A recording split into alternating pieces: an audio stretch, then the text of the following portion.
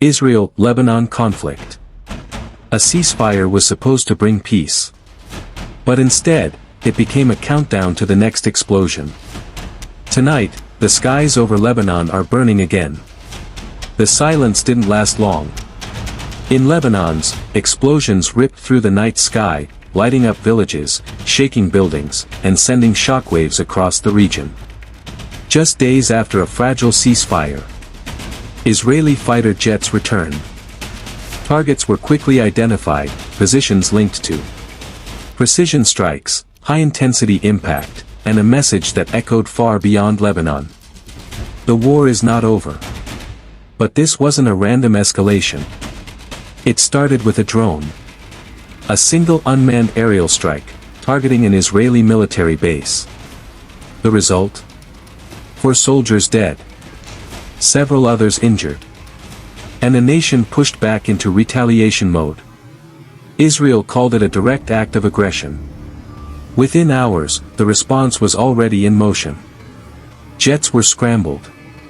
Coordinates locked. And the Beqaa Valley became the battlefield once again. This is the new face of war, not always tanks and troops, but drones, precision strikes, and rapid retaliation cycles. The ceasefire was never truly stable. It was a pause, not peace. Both sides remained on high alert, watching, waiting, preparing. Every movement was calculated.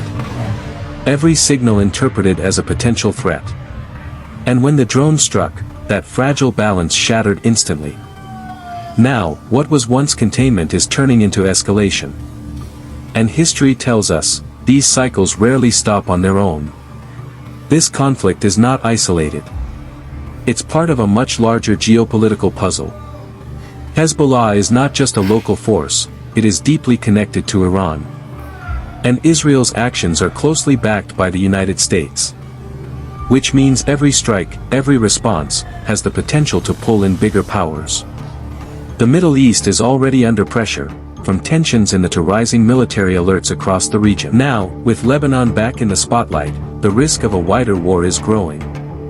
From a strategic standpoint, both sides are sending clear signals. Israel is demonstrating deterrence, showing that any attack will be met with immediate force. Hezbollah, on the other hand, is testing limits, using asymmetric tactics like drones to challenge a stronger military power. This creates a dangerous cycle: action, reaction, escalation, and repeat. With each round, the intensity increases. Analysts warn that if this continues, it could cross a point where containment is no longer possible. But beyond strategy, there are real people. Families forced to leave their homes. Children waking up to the sound of explosions. Communities living in constant fear. In the Beqaa Valley, every strike leaves more than destruction. It leaves trauma.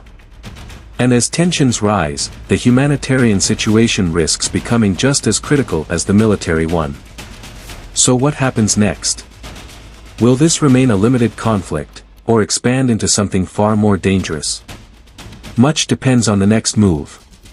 Another strike, another retaliation, another miscalculation. And the region could tip into a broader war. The world is watching, but watching may not be enough. This is no longer just a border conflict, it's a test of stability in one of the most volatile regions on Earth. One drone, one strike, one decision could change everything.